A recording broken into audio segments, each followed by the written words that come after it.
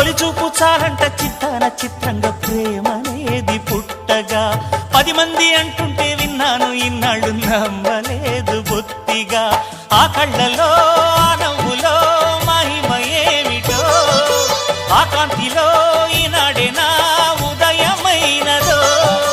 మదిసీమలో ఇన్ని మరుమల్లే గంధాలు మునుపెన్నడు లేని మృదువైన గానాలు మొదటి బలపు కథలు తెలుపు గేయమై తీయగా స్వరములు పాడగా